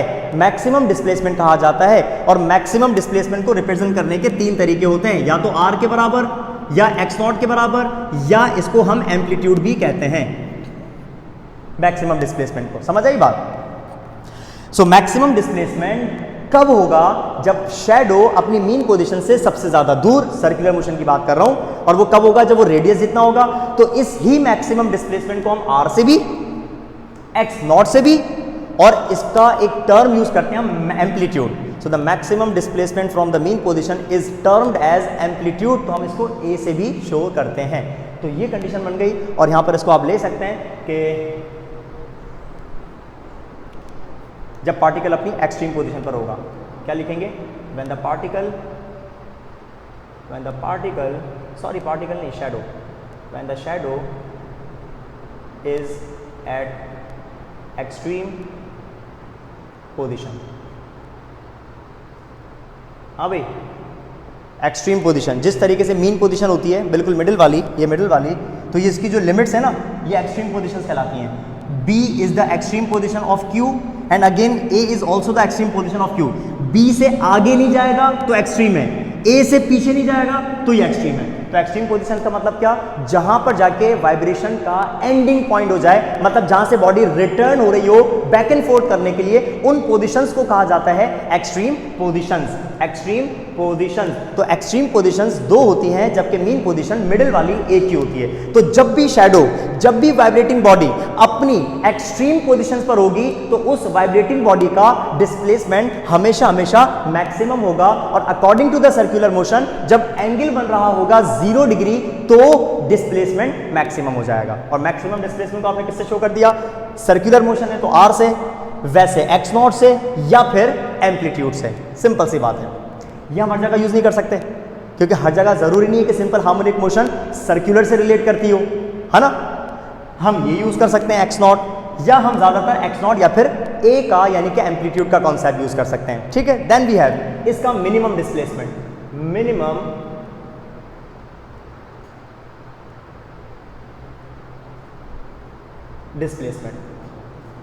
चले भाई, मिनिमम डिस्प्लेसमेंट, तो वही वाली बात आ गई कि अगर आप मिनिमम डिस्प्लेसमेंट की बात करते हैं तो जिस तरीके से आपने एंगल को डिस्कस किया, और मिनिमम डिस्प्लेसमेंट मैं आपको बता चुका हूं ना, जब डिस्प्लेसमेंट 0 हो जाए, खत्म हो जाए, इस चीज को हम क्या बोलते हैं, मिनिमम डिस्प्लेसमेंट। अच्छा चलो एंगल से रिलेटेड बात करते हैं। जब ये एंगल 0 हो रहा था तो शैडो सबसे ज्यादा दूर चला गया था। अब इमेजिन करो कि शैडो मूव करके यहां पर आ जाए, ये पार्टिकल मूव करके यहां पर आ जाए, तो इसका शैडो एग्जैक्टली मीन पोजीशन पर नहीं आ जाएगा। इसका मतलब अगर ये एंगल बढ़ बढ़ते बढ़ते बढ़ते बढ़ते ये परपेंडिकुलर यानी कि 90 डिग्री पर आ जाए तो इसका शैडो बिल्कुल नीचे इसका मीन पोजीशन पर बनेगा। और अगर शैडो अब मूव करता हुआ मीन पोजीशन पर आ जाए तो उसका डिस्प्लेसमेंट क्या हो जाता है भाई? उसका डिस्प्लेसमेंट 0 हो जाता है। इसका मतलब अगर एंगल 0 डिग्री होगा तो मैक्सिमम डिस्प्लेसमेंट होगा, और अगर एंगल 90 डिग्री होगा तो उस शैडो का डिस्प्लेसमेंट यानी कि वो मीन पर होगा तो 0 हो जाएगा। So if the angle if theta is equal to 90 degree then क्या बनेगा? x equals r cos theta की जगह क्या पुट करेंगे आप? 90 डिग्रीज, तो x is equal to cos 90 0 होता है, डिस्प्लेसमेंट विल बी 0। तो आप यहां पर लिख सकते हैं कि at mean position displacement is always 0, always 0। तो भाई याद रखना इस बात को, ये वाइब्रेटरी मोशन की सिंपल हार्मोनिक मोशन की की पॉइंट्स हैं, या हम बार बार यूज करेंगे। क्या बार बार यूज करेंगे? कि अगर शैडो को छोड़ दो, मैं जनरल बात कर रहा हूं, अगर वाइब्रेटिंग बॉडी अपनी एक्सट्रीम पोजीशंस पर होगी तो वहां पर उसका डिस्प्लेसमेंट मैक्सिमम, जब वो मीन पोजीशन पर होगी तो उसका डिस्प्लेसमेंट 0। ठीक है, 0 से स्टार्ट हो रहा है, डिस्प्लेसमेंट बढ़ता जा रहा है, बढ़ता जा रहा है, बढ़ता जा रहा है मैक्सिमम, फिर कम होता जा रहा है, कम होता जा रहा है 0, फिर बढ़ेगा बढ़ेगा बढ़ेगा मैक्सिमम, फिर कम होगा कम होगा कम होगा और 0। तो 0 मैक्सिमम मैक्सिमम। तो at the mean position displacement is always 0 of every vibrating body. So at the mean position displacement is always 0 and extreme positions displacement is always maximum. तो जनाब ये तो हो गई बात किसकी? डिस्प्लेसमेंट की। अब हम चलते हैं इसकी दूसरी कंडीशन की तरफ। तो मैंने आपको बताया था 3 फॉर्मूला, तो पहला हमने डन कर लिया, देन वी हैव, अब हम चलते हैं वेलोसिटी की तरफ। ठीक है, डिस्प्लेसमेंट का फॉर्मूला ड्राइव करने के बाद अब हम चलते हैं अपने नेक्स्ट डेरिवेशन की तरफ, और वो क्या है? उसी शैडो का वेलोसिटी का फॉर्मूला। ठीक है, अब एक काम ही करते हैं, देखो ये रहा, मैंने हेडिंग लिख दी, वेलोसिटी का फॉर्मूला हम ड्राइव कर रहे हैं। ये रहा हमारा सर्कुलर पाथ, क्योंकि कनेक्शन पढ़ रहे हैं हम लोग, क्योंकि जब तक पार्टिकल मूव करेगा सर्कुलर पाथ पर तो ही उसका वाइब्रेट करेगा शैडो। अच्छा, अब एक काम ही करते हैं, पार्टिकल को ड्रॉ करते हैं। ये रहा भाई पार्टिकल, जिसको हमने पार्टिकल P कहा हुआ है। ठीक है, ये उसका जो है वो रेडियस आ गया R, ये उसका शैडो आ गया Q। ठीक है, और ये इसका डिस्प्लेसमेंट आ गया यहाँ से लेकर यहाँ तक। चलो डिस्प्लेसमेंट तो हमने पढ़ लिया, इसको फिलहाल नहीं लिखते, यहाँ पर किसी और चीज़ की ज़रूरत पड़ेगी, इसको डिस्कस करते हैं। अच्छा भाई, अगर अब हम वेलोसिटी की बात कर रहे हैं तो जिस तरीके से शैडो के डिस्प्लेसमेंट में, यानी कि उसका मैक्सिमम होना फिर मिनिमम होना, इस शैडो के डिस्प्लेसमेंट में ये फॉर्मूला हमने ये पढ़ा है ना अभी, x is equal to r cos theta. Shadow के डिस्प्लेसमेंट में, ये किसका डिस्प्लेसमेंट है? शैडो का। पार्टिकल के डिस्प्लेसमेंट का रोल प्ले हो रहा है, ऐसा है। एंगल 0 डिग्री तो शैडो मैक्सिमम, एंगल 90 डिग्री तो शैडो 0। तो पार्टिकल का ये जो एंगुलर डिस्प्लेसमेंट था, इस पर डिपेंड कर रहा है इस शैडो का डिस्प्लेसमेंट। तो भाई शैडो का डिस्प्लेसमेंट डिपेंड कर रहा है पार्टिकल के डिस्प्लेसमेंट पर। यहां तक बात क्लियर है? तो अब जब हम वेलोसिटी की बात करेंगे तो पार्टिकल की जो वेलोसिटी होगी उसी पर डिपेंड करेगी शैडो की वेलोसिटी अगेन। समझ रहे हैं? तो जब मैं डिस्प्लेसमेंट की बात करूंगा तो शैडो का डिस्प्लेसमेंट डिपेंड करेगा पार्टिकल के डिस्प्लेसमेंट पे। जब मैं वेलोसिटी की बात करूंगा तो शैडो की वेलोसिटी डिपेंड करेगी पार्टिकल की वेलोसिटी पर। जब मैं एक्सेलरेशन की बात करूंगा तो शैडो की एक्सेलरेशन वो भी डिपेंड करेगी पार्टिकल की एक्सेलरेशन के ऊपर। क्यों? क्योंकि कनेक्शन है। We are discussing what? The connection between uniform circular motion and simple harmonic motion. इसको हम अलग नहीं कर सकते, कनेक्शन है। समझ रहे हैं? अब चलते हैं आगे। आगे चलने के लिए अब एक काम ही करते हैं, क्योंकि मैं कह रहा हूं कि पार्टिकल की वेलोसिटी पर डिपेंड करेगी, तो सबसे पहले यहां पर हम पार्टिकल की वेलोसिटी को ड्रॉ करते हैं। कौन सी वाली वेलोसिटी? जिसको हम कहते हैं टेंजेंशियल वेलोसिटी, जिसको हम कहते हैं linear velocity of the particle. याद करें, रिकॉल करें, ये मैं आपको पढ़ा चुका हूं चैप्टर उसमें मोशन इन 2 डायमेंशन के अंदर ना। तो पार्टिकल की अगर लेट सपोज ये ऐसे एंटी क्लॉकवाइज घूम रहा है पार्टिकल, तो पार्टिकल की टेंजेंशियल वेलोसिटी बनेगी टेंजेंट टू द सर्किल, ये आ गई वीपी। हाँ भाई, इस एरो को, ये जो लीनियर वेलोसिटी है पार्टिकल की, इस एरो को हमने क्या कह दिया? VP. This is the linear और the tangential velocity of the particle, tangent to the circle. ये मैंने आपको पढ़ाया हुआ है। अब जिस पॉइंट पर पार्टिकल है, ठीक है, वहां से हमें पता है क्या करना है? वहां से इस पार्टिकल की वेलोसिटी के लिए कोऑर्डिनेट सिस्टम ड्रॉ करना है। क्या बनाते हैं? देखो कोऑर्डिनेट सिस्टम, ये आ गया इसका एक्स एक्सिस, ठीक है, और ये आ गया इसका वाई एक्सिस। पार्टिकल की वेलोसिटी जहाँ से स्टार्ट हो रही है आपने यहाँ पर इसका कोऑर्डिनेट सिस्टम बना दिया ताकि अब आप यहाँ पर एक कॉन्सेप्ट को यूज़ कर सकें और वो कॉन्सेप्ट है रिजोल्यूशन ऑफ अ वेक्टर। चलो भाई यहाँ पर करते हैं हम रिजोल्यूशन, पार्टिकल का फॉर्मूला हम बनाने के लिए। भाई अगर मैं चेक करूं तो ये जो पार्टिकल की वेलोसिटी है जिसको हमने वीपी कहा, दिस इज वीपी मतलब वेलोसिटी ऑफ द पार्टिकल, ये जो है ये एंगल ड्रॉ कर रही है इस लाइन के साथ, इस परपेंडिकुलर लाइन के साथ, इस वर्टिकल लाइन के साथ एंगल थीटा बना रहा है। तो हमें पता है कि जब भी वेक्टर जिस लाइन के साथ एंगल बनाता है उस लाइन पर उसका एक्स कंपोनेंट होता है और उसके परपेंडिकुलर वाला उसका वाई कंपोनेंट होता है। जैसे कि ये देखो ये एरो यानी कि वेक्टर अगर ये इसके साथ एंगल बना रहा है तो ये हो जाएगा ए एक्स और ये वाला हो जाएगा ए वाई। दोबारा चेक कर लो, ये रहा बी, ये इस लाइन के साथ एंगल बना रहा है तो ये हो जाएगा इसका बी एक्स और ये वाला हो जाएगा इसका बी वाई। तो वेक्टर जिस लाइन के साथ एंगल बनाता है उस पर हमेशा उसका एक्स कंपोनेंट होता है। तो ये देखें अगर ये पार्टिकल इसके साथ एंगल बना रहा है इस लाइन के साथ तो इस लाइन पर इस वीपी का कौन सा कंपोनेंट होगा भाई, ये बन जाएगा VP x, x component of the particle's velocity. और जाहिर सी बात है फिर ये वाला क्या हो जाएगा, ऑटोमेटिकली परपेंडिकुलर वाला क्या हो जाता है, ये वाला क्या हो जाएगा वी पी एंड वाई, यानी कि y component of the particle's velocity. So v p x vertical line पर और वी पी वाई इस हॉरिजॉन्टल लाइन पर। अब आप बोलेंगे सर ये आपने जो एंगल है ये वर्टिकल लाइन के साथ क्यों लिया, हॉरिजॉन्टल के साथ क्यों नहीं लिया।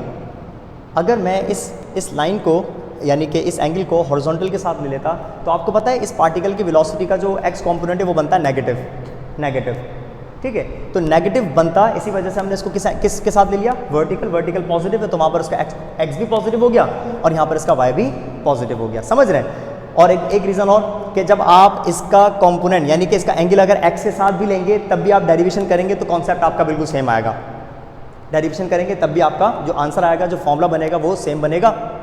तो भाई हम यहाँ पर इस पार्टिकल की वेलोसिटी का जो एंगल हम कंसीडर करते हैं वर्टिकल के साथ करते हैं ताकि इसका एक्स कंपोनेंट नेगेटिव ना हो, ठीक है। अब मुझे बताओ कि ये जो शैडो है जाहिर सी बात है ये जब पार्टिकल ऐसे एंटी क्लॉकवाइज आएगा तो ये शैडो पीछे की तरफ आएगा ना, तो शैडो की वेलोसिटी कहाँ बनेगी, इस तरफ टुवर्ड्स द मीन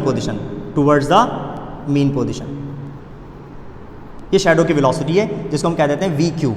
क्या कह रहा हूं मैं, जब पार्टिकल ऐसे यूं एंटी क्लॉकवाइज यूं जाएगा तो शैडो कहां की तरफ जाएगा, मीन पोजीशन की तरफ। अब आप नोट करें कि इस पार्टिकल की वेलोसिटी का वो कौन सा कंपोनेंट है, ये वाला या ये वाला, वो कौन सा कंपोनेंट है जो शैडो की वेलोसिटी के लिए यूज हो सकता है। तो आप बोलेंगे सर वो वाला कंपोनेंट पार्टिकल का जो शैडो की वेलोसिटी के साथ पैरेलल है हम उसी वाले को यूज करेंगे। तो पता चल रहा है कि पार्टिकल की वेलोसिटी का ये जो y कंपोनेंट है ना, वीपी वाई, ये कंपोनेंट एग्जैक्टली उसी डायरेक्शन में जिस डायरेक्शन में शैडो की वेलोसिटी, तो हम पता है क्या कहेंगे, शैडो की वेलोसिटी उतनी ही होगी जितनी की पार्टिकल का वेलोसिटी का y कंपोनेंट। दोबारा रिपीट कर रहा हूं, शैडो की वेलोसिटी उतनी ही होगी जितनी इस पार्टिकल की वेलोसिटी का y component, because these two vectors are parallel to each other. तो हम भाई डेरिवेशन का स्टार्ट जो लेंगे वो इसी पॉइंट से लेंगे। मैं इसको रब कर देता हूं और इस पॉइंट को मैं यहां पर लिख देता हूं ताकि आप इसको याद रखिएगा। हाँ भाई, क्या लिखने जा रहे हैं हम लोग लिखने जा रहे हैं कि वेलोसिटी ऑफ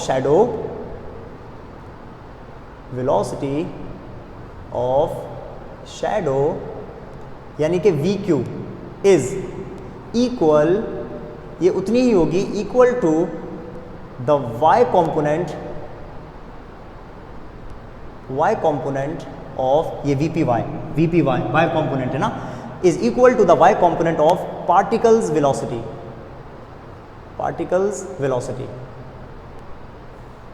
और पार्टिकल्स की वेलोसिटी का y कंपोनेंट क्या लिखा हुआ है हमने, वीपी वाई।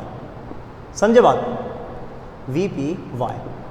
अब इस बात को मैथमेटिकली आप कैसे लिखेंगे, आप लिखेंगे कि जो वी क्यू है वो उतना ही होगा जितना वी पी वाई होगा, सिंपल, क्योंकि ये दोनों आपस में क्या होंगे, पैरेलल होंगे।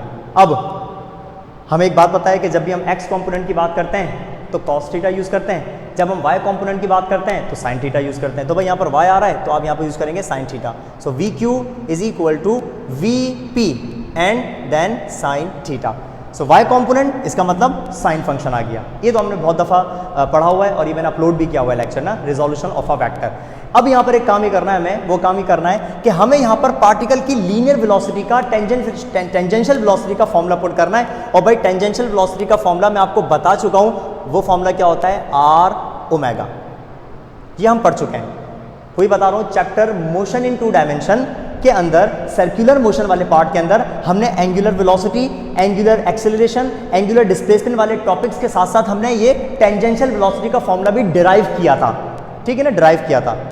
तो ये फॉर्मूला ऑलरेडी है। तो पार्टिकल की लीनियर वेलोसिटी का फॉर्मूला क्या है, आर ओमेगा, तो यहाँ पर हम पुट कर देते हैं r omega. So v q is equal to, अच्छा एक काम ही करते हैं, 2 चीज़ें पुट करते हैं यहाँ पर। 2 चीज़ें क्या, एक चीज़ मैं आपको और बताऊँ, हेयर क्या, सबसे पहले वी पी का फॉर्मूला आप पुट करेंगे आर ओमेगा, ठीक है। एंड के बाद हमें यहाँ पर साइन थीटा का फॉर्मूला भी यूज़ करना है। याद करें हमारे पास एक आइडेंटिटी होती है, और वो आइडेंटिटी क्या होती है कि साइन थीटा बराबर होता है 1 minus cos square theta whole radical के, है ना, याद है आपको ये। तो अब हमें क्या करना है, इस वीपी का फॉर्मूला यानी कि आर ओमेगा पुट करना है, और साथ साथ इस साइन थीटा की जगह इसकी आइडेंटिटी ये पुट करनी है। क्यों, क्योंकि हमारे पास डिस्प्लेसमेंट के फॉर्मूले के अंदर कॉस थीटा इन्वॉल्व है, तो यहाँ पर भी हमें कौन सा फंक्शन चाहिए, कॉस थीटा चाहिए। तो चलें इसको पुट कर देते हैं। सो द इक्वेशन बिकम्स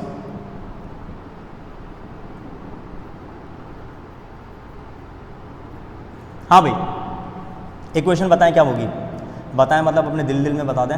और कैसे बताएंगे, वीपी की जगह आर ओमेगा साइन थीटा की जगह पे 1 minus cos square theta and whole radical, समझे बात।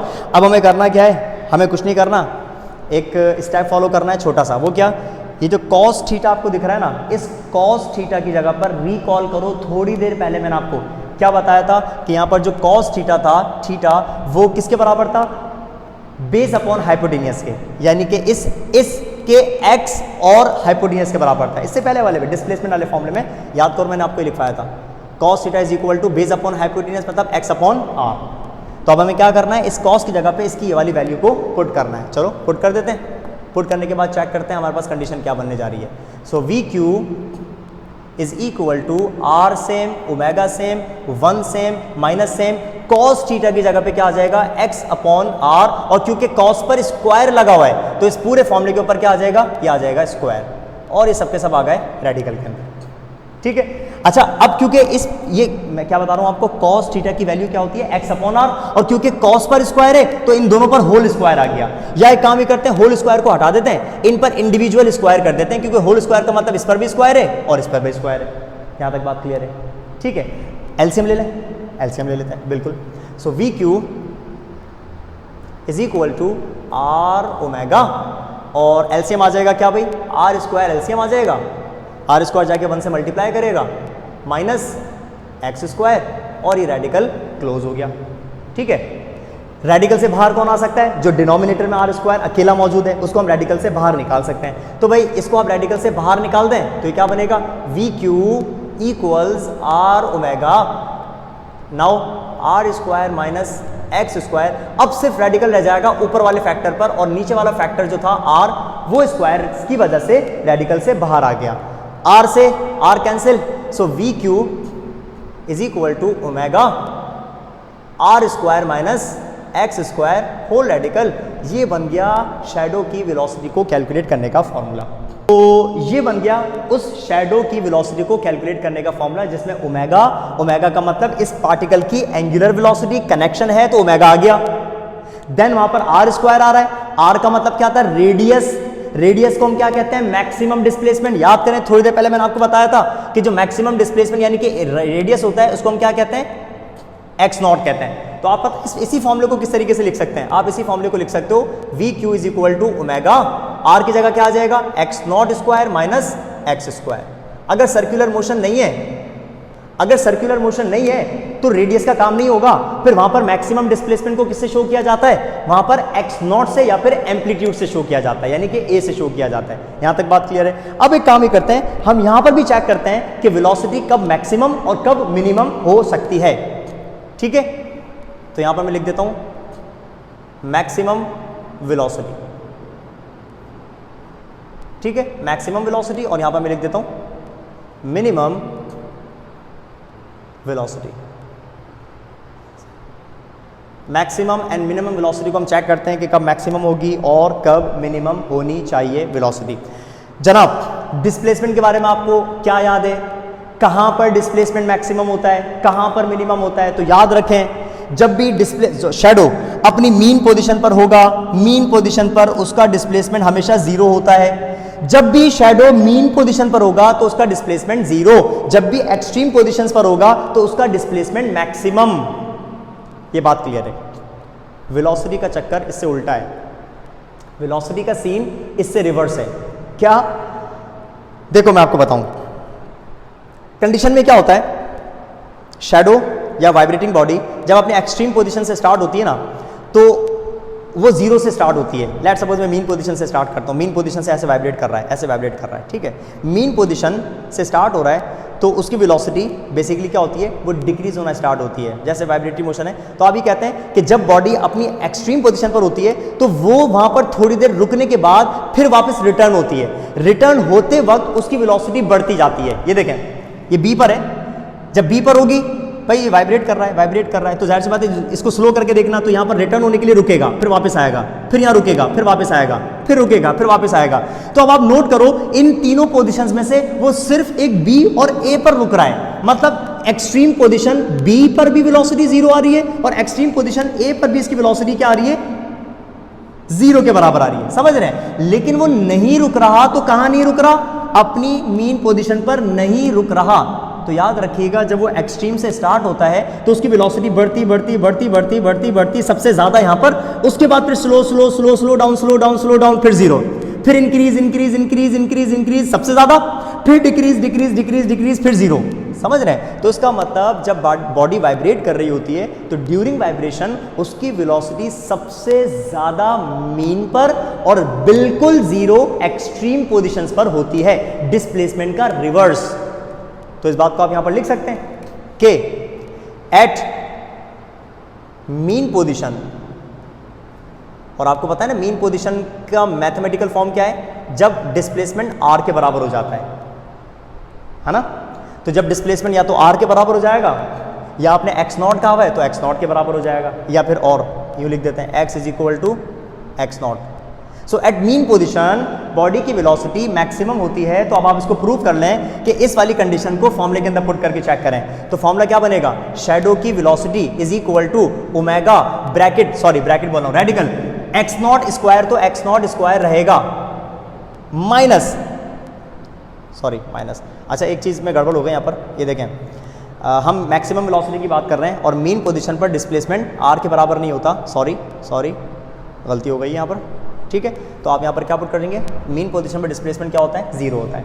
मीन पोजीशन पर डिस्प्लेसमेंट जीरो होता है, तो जहां पर फॉर्मूले के अंदर x आ रहा है वहां पर आप पुट कर दें जीरो, और जीरो का स्क्वायर भी क्या होता है, जीरो होता है। अब आप नोट करें शैडो की वेलोसिटी क्या बनेगी, मैक्सिमम, ये खत्म, एक्स नॉट स्क्वायर बच गया, स्क्वायर से रेडिकल कैंसिल, सिर्फ एक्स नॉट और ओमेगा बचे में, सिर्फ और सिर्फ एक्स नॉट और ओमेगा बचे में।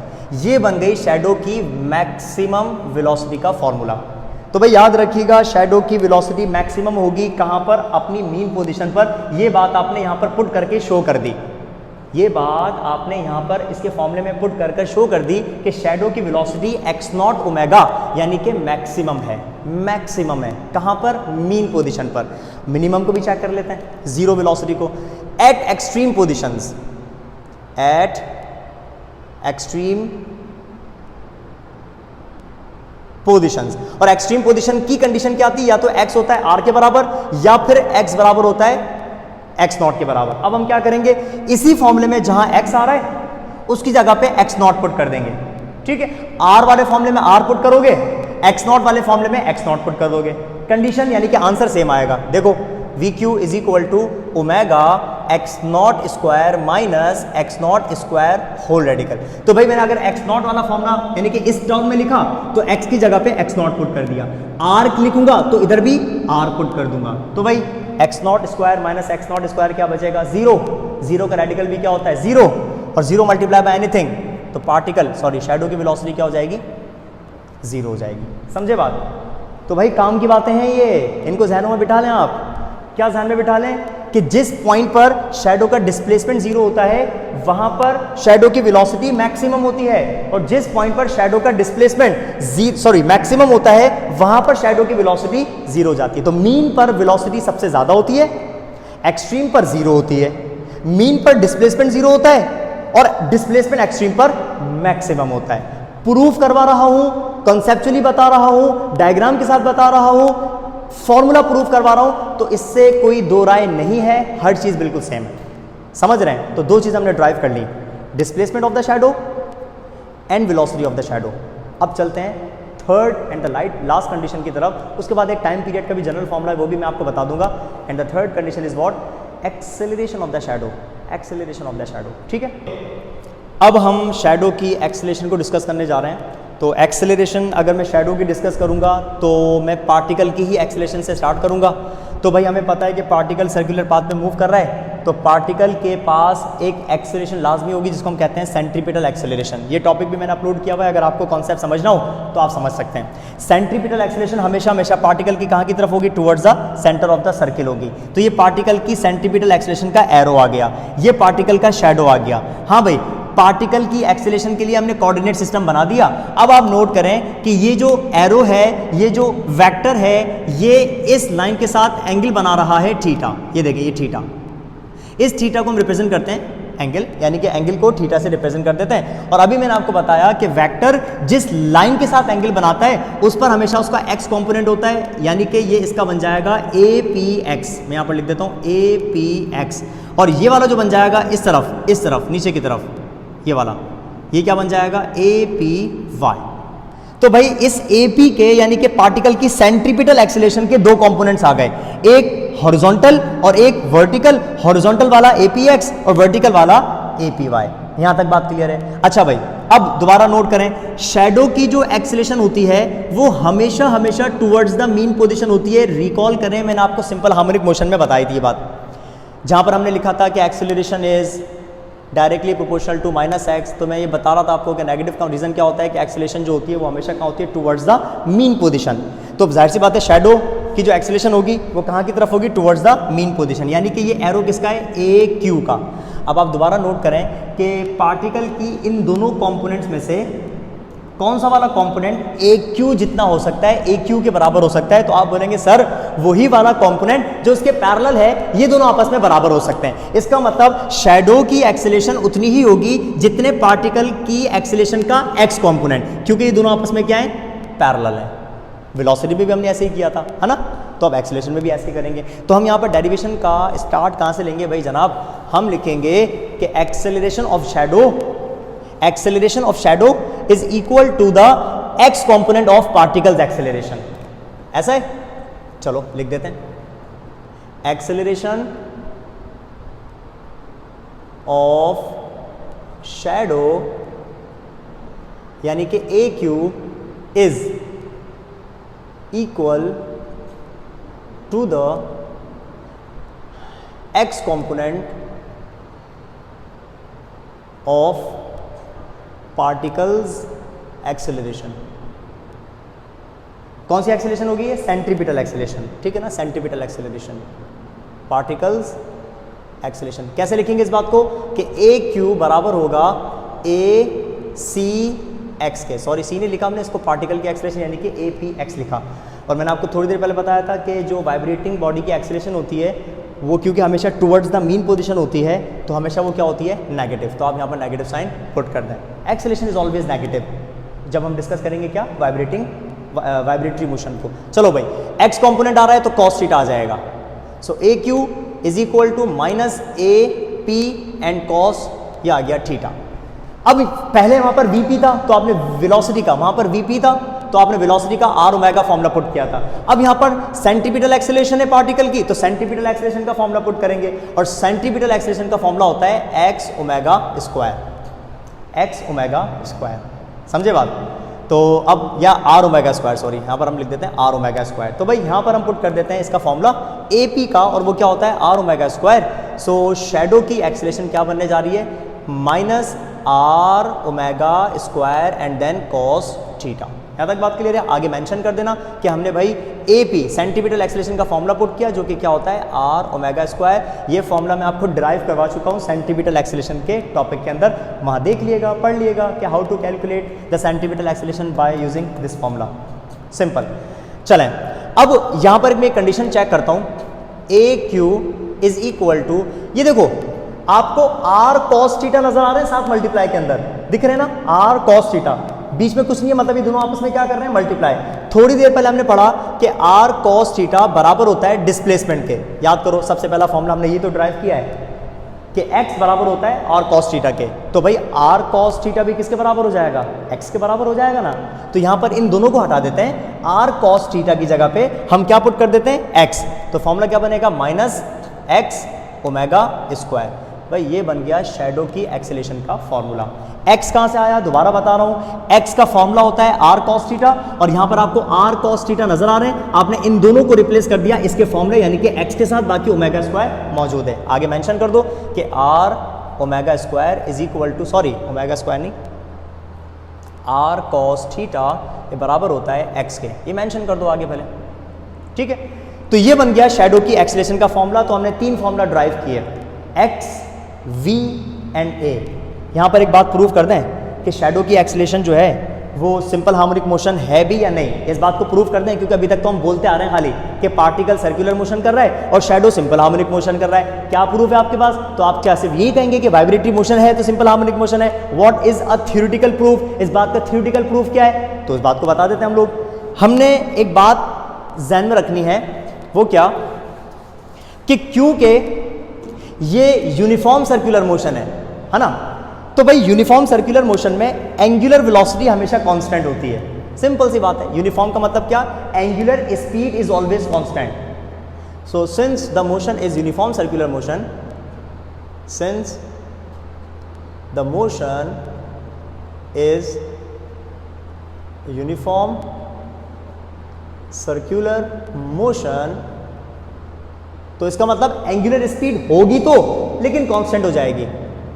सो omega is equal to constant, angular speed constant है, मतलब बॉडी एक ही एंगुलर स्पीड के साथ घूमी जाएगी, तो ऐसे सर्कुलर मोशन को हम क्या कह देते हैं, यूनिफॉर्म सर्कुलर मोशन। तो भाई अगर ये कांस्टेंट हो गया और इक्वल है, तो कांस्टेंट और इक्वल को हम हटाते हैं तो प्रोपोर्शनलिटी की साइन आ जाती है। ये देखो इस तरीके से, a is equal to minus constant और साथ में कौन है, x। ये देखो ओमेगा क्या हो गया, कांस्टेंट, माइनस ये रहा x, ये रहा, सिर्फ ओमेगा क्या हो गया, कांस्टेंट। तो भाई कांस्टेंट और इक्वल को हटा दें तो क्या आ जाएगा, प्रोपोर्शनल माइनस x। प्रूव हो गई बात। मैंने क्या बताया था कि अगर आपने किसी भी बॉडी की मोशन को प्रूव करना हो कि वो सिंपल हार्मोनिक मोशन है या नहीं है, तो आपने ये बात प्रूव करनी होगी। हमने प्रूव कर दी, शैडो की एक्सेलरेशन, ये AQ है ना, AQ मतलब शैडो की एक्सेलरेशन उसके अपने डिस्प्लेसमेंट के डायरेक्टली प्रोपोर्शनल आ गई नेगेटिव की फॉर्म में, तो इसका मतलब शैडो की मोशन कौन सी है, simple harmonic motion. Hence proved, hence proved. समझ आई बात। अब शैडो की maximum acceleration and minimum acceleration कब होगी, कहां पर होगी, मैक्सिमम एक्सेलरेशन, मिनिमम एक्सेलरेशन। याद रखिएगा, when x is equal to r, when x is equal to x naught, when x is equal to amplitude, यानी कि जब शैडो कोई भी वाइब्रेटिंग बॉडी अपनी एक्सट्रीम पोजीशंस पर होगी, तो एक्सट्रीम पोजीशंस के ऊपर उस बॉडी की एक्सेलरेशन सबसे ज्यादा होगी। एक्सट्रीम पोजीशन पर एक्सेलरेशन मैक्सिमम होती है, so acceleration will be maximum. समझे बात। और इसी तरीके से when x is equal to 0, x is equal to 0 का मतलब क्या है, मीन पोजीशन।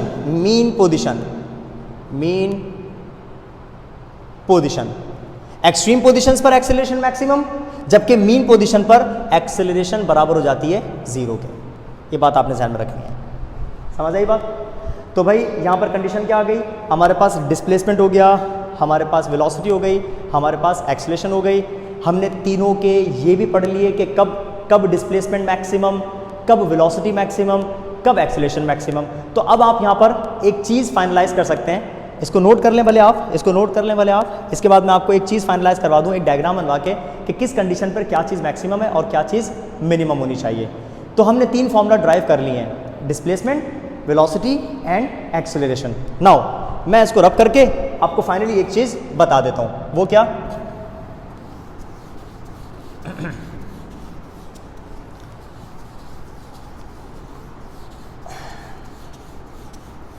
हाँ भाई, वो ये कि अब हम यहाँ पर एक सिंपल एक पाथ बना देते हैं, सिंपल एक पाथ बना देते हैं। ये एक पाथ है, एक रास्ता है। मार्कर चेंज करता हूँ ताकि आपको क्लियर नज़र आ जाए। ये एक वाइब्रेटरी मोशन का पाथ है, ऑसिलेशन का एक पाथ है, ठीक है। बिल्कुल मिडिल वाली पोजीशन, इसको हम कह देते हैं मीन पोजीशन, मीन पोजीशन, ठीक है।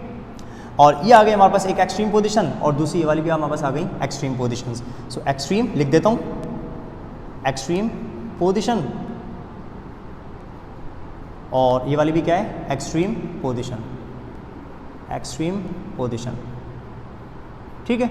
अच्छा भाई, हमने क्या क्या पढ़ा कि जब वाइब्रेटिंग बॉडी अपनी मीन पोजीशन पर होगी तो वहां पर उसका जो डिस्प्लेसमेंट होगा वो हमेशा 0 के बराबर होगा। डिस्प्लेसमेंट हमेशा क्या होगा? 0 के बराबर होगा। जब मीन पोजीशन एक्सट्रीम पोजीशन पर होगा तो बॉडी का डिस्प्लेसमेंट मैक्सिमम यानी कि x0 के बराबर होगा। यहां पर भी डिस्प्लेसमेंट x0 यानी कि मैक्सिमम होगा। ये तो हो गई डिस्प्लेसमेंट की कहानी। फिर हमने वेलोसिटी को पढ़ा, तो हमने पढ़ा कि जब बॉडी मीन पोजीशन पर होती है तो वो सबसे ज्यादा तेज मूव करती है वहां से, वेलोसिटी बढ़ना बढ़ना बढ़ना, increase increase increase increase increase सबसे ज्यादा, फिर डिक्रीज डिक्रीज डिक्रीज डिक्रीज, फिर सबसे कम यानी कि 0 हो जाएगी। तो मीन पोजीशन पर जो वेलोसिटी होती है दैट इज मैक्सिमम, मैक्सिमम। और एक्सट्रीम पोजीशंस पर क्योंकि वो रिटर्न होती है तो बॉडी जब भी रिटर्न होगी तो वहां पर उस बॉडी की वेलोसिटी क्या हो जाएगी? 0 हो जाएगी। तो एक्सट्रीम पोजीशंस के ऊपर वेलोसिटी हो जाती है 0 और अगेन वेलोसिटी हो जाती है 0। तो एक्सट्रीम पोजीशंस के ऊपर वेलोसिटी का 0 हो जाना। फिर हमने पढ़ा एक्सेलरेशन के बारे में। तो भाई याद रखिएगा, एक्सेलरेशन जो होती है वो मीन पोजीशन के ऊपर 0 हो जाती है और एक्सट्रीम पोजीशंस के ऊपर मैक्सिमम होती है, मैक्सिमम। एक्सेलरेशन मैक्सिमम, मैक्सिमम के बराबर होती है, सिंपल। इसका मतलब ये हो गया, अगर आप एक्सेलरेशन की बात करें तो वो सबसे ज़्यादा यहाँ पर होती है, फिर उसके बाद एक्सेलरेशन डिक्रीज होती है, डिक्रीज होती है, डिक्रीज होती है, डिक्रीज होती है, फिर यहाँ पर आके 0 हो जाती है। अब आप पता है क्या सोच रहे होंगे? यहाँ पर चेक करो, जब बॉडी ऐसे जा रही है तो वेलोसिटी इंक्रीज हो रही है ना, और जब बॉडी ऐसे ही जा रही है तो उसकी एक्सेलरेशन डिक्रीज हो रही है। आप बोलेंगे सर ये क्या माजरा है, ये क्या सीन है? उधर जाते हुए एक्सेलरेशन डिक्रीज हो रही है तो वेलोसिटी कैसे बढ़ रही है? अलग अलग बातें मैं आपको समझा देता हूं, कंफ्यूज मत हो। फिलहाल इस बात को अपने जहन से निकाल दो, मैं आपको क्लियर कर रहा हूं, ठीक है। वो क्या? पहले एक चीज डिस्कस करते हैं, इन दोनों को आपस में हमेशा कनेक्ट नहीं करना, मैं आपको बताता हूं। वहां जाते हुए क्योंकि ये 0 से स्टार्ट हो रही है तो मीन पोजीशन पर रिस्टोरिंग फोर्स बॉडी को अपनी तरफ खींचती है।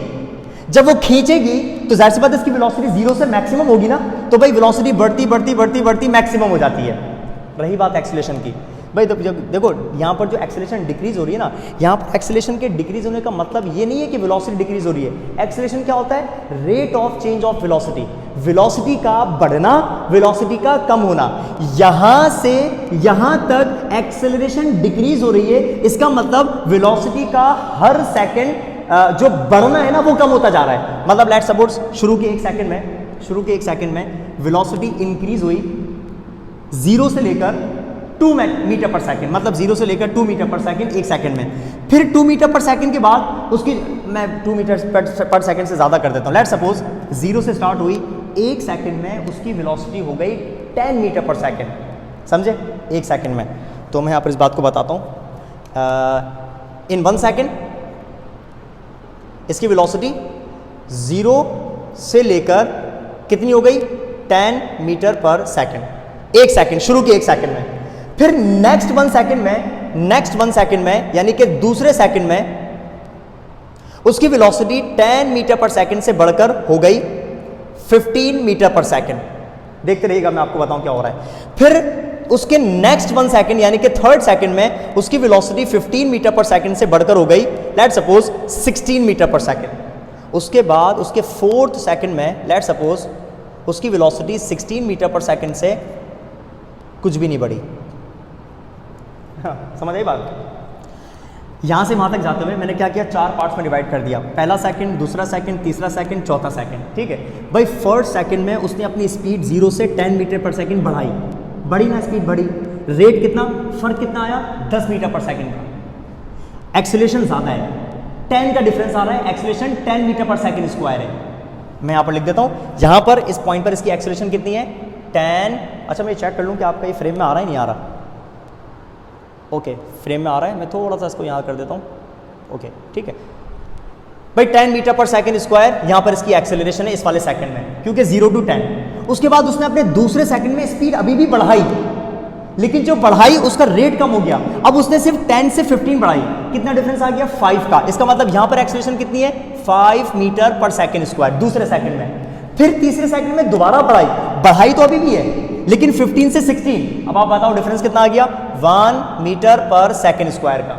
और यहाँ पर देखो डिफरेंस कितना आ गया, 0 मीटर पर सेकंड स्क्वायर का। इसका मतलब वेलोसिटी बढ़ तो रही है, लेकिन उसके बढ़ने का रेट कम होता जा रहा है। फर्क समझ आया?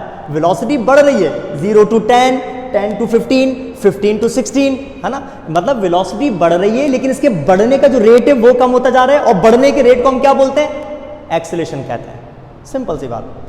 तो हेंस प्रूफ कि जब बॉडी अपनी एक्सट्रीम पोजीशन से मीन की तरफ जाती है तो उसकी वेलोसिटी बढ़ती है और उसकी एक्सेलरेशन डिक्रीज होती है। मतलब उसकी वेलोसिटी के बढ़ने का रेट कम हो रहा है, लेकिन वेलोसिटी बढ़ती जा रही है। वेलोसिटी बढ़ती जा रही है हर सेकंड, लेकिन उसके बढ़ने का रेट कम होता जा रहा है। और जैसे ही वो मीन पोजीशन पर पहुंचती है, वहां पर उसकी एक्सेलरेशन हो जाती है 0। वहां पर उसकी एक्सेलरेशन हो जाती है 0। समझ आई बात? ये था आज का टॉपिक। काफ़ी लंबा टॉपिक हो गया, कोई डेरिवेशंस मैंने आपको करवाई है इसके अंदर। तो भाई यहाँ पर हमने सिंपल हार्मोनिक मोशन की पहली कंडीशन पढ़ ली। वो क्या, हमने यूनिफॉर्म सर्कुलर मोशन का सिंपल हार्मोनिक मोशन के साथ कनेक्शन को डिस्कस कर लिया। हमने डिस्प्लेसमेंट का फॉर्मूला, हमने वेलोसिटी का फॉर्मूला और हमने एक्सेलरेशन का फॉर्मूला, ये तीनों के तीनों डिराइव कर लिए हैं। इंपॉर्टेंट फॉर्मूला है, क्या क्या हमने ड्राइव किया है। हमने सबसे पहले ड्राइव किया है डिस्प्लेसमेंट का फॉर्मूला, उसके बाद हमने ड्राइव किया है वेलोसिटी का फॉर्मूला,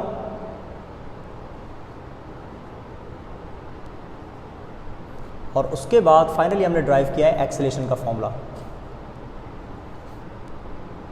ठीक है, ये हमने फॉर्मूला तीनों ड्राइव कर लिए, -x ओमेगा स्क्वायर।